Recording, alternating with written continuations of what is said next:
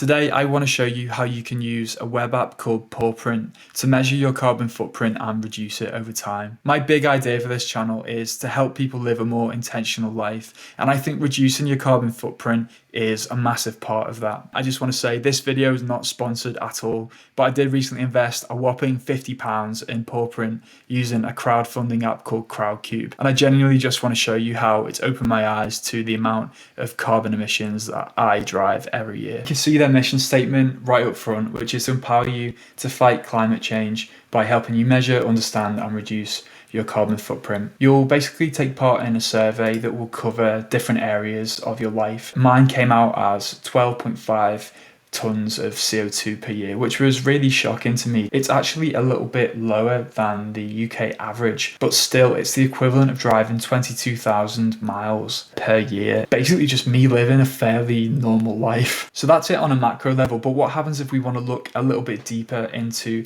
one of these areas to see what's pushing up my carbon footprint compared to the average person in the UK? And the most intriguing place to look for me is actually in this other area, because it could be anything and you get really surprised at just how little control you have over your carbon footprint in an area which is actually bigger than all of the others. I haven't really been buying clothes that much for the past 4 or 5 years. My clothes habit used to be kind of out of control, and I've been forcing myself to just get through the clothes I bought a long time ago, so I wasn't surprised that was down. But it did really get me thinking about some of the things that I spend my money on. Newspapers, books and paper is an area that I am way above average on. I do love all those kinds of products. I like collecting Pokemon cards, so I'm sure that puts me up in terms of the carbon footprint, but in the grand scheme of things it's actually only 0.2 tons, so it's not the biggest amount. Even just living in a city where you're getting your bins collected, paying for people to clean the streets, that is actually going to put up your carbon footprint quite a bit, like 1.7 tons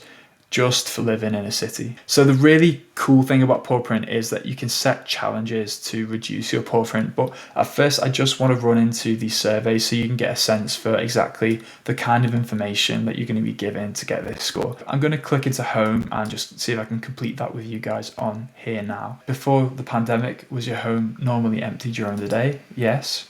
How many other members of your household are also at home during your working day? And it's 1. How many days per week did you work from home before the pandemic? It was about 1 day a week. Which of the following do you use while working from home? So I use a laptop computer, a computer monitor, sometimes I use a printer, and yeah, in the winter we have been using heating. So once I've updated all those answers, you can see now that my home survey is complete. And if I go back to my Pawprint now, we'll see that the impact that that's had, basically nothing. I actually thought that working from home was going to increase my Pawprint overall, but maybe it's actually reduced it because I'm not going out and commuting as much. Who knows? Pawprint shows me how I can reduce my carbon footprint, and I'm going to click into add a new challenge. Some of these aren't necessarily related to carbon footprint, they're just good things to do, like check in on a vulnerable neighbour during lockdown, which is quite a nice one. There are definitely ones that we could do here. So for example, could we take the Eurostar instead of flying once this year? My wife is French and we do go to France as much as we can. We're going to accept this challenge. See more challenges. I love the little bear giving us a wave there. So I think everyone knows now that going vegetarian or vegan is one of the best things that you can do to reduce your carbon footprint. Unfortunately, I've actually got a vitamin B12 deficiency, and that can only be found in meat and dairy products. Every year I go vegetarian for a month and I feel really ill by the end of it. I do take supplements on a daily basis, but it just seems that going vegetarian for a month, that's about the limit when I start to feel really ill. So I'm going to actually accept this challenge. By the way, if you're enjoying this video, then why not hit that like button down below? It really helps with the YouTube algorithm, and it also just puts out a bit of positive energy into the world, which is exactly what we're trying to do here with Pawprint. Turning your thermostat down by 1 degree Celsius. Let's just see, like just doing that would save 134 kilograms of CO2 per year. I mean, that's pretty easy to do, and it's makes a pretty big impact, right? So I'm going to accept that challenge as well. As you earn points with all these challenges, you're actually going to improve your Pawpoint score.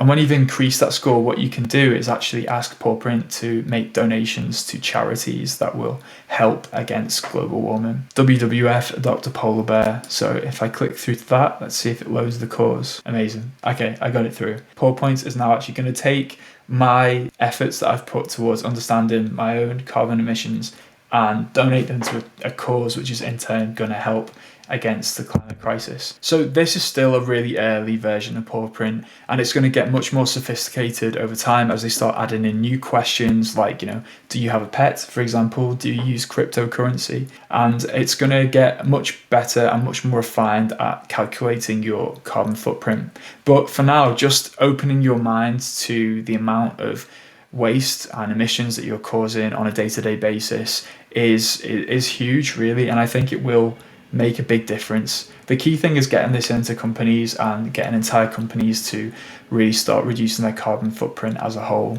But if I can get this link out there, I'm going to put it in the description, so please feel free to sign up and let me know in the comments if you've got any great tips on how to reduce your carbon footprint.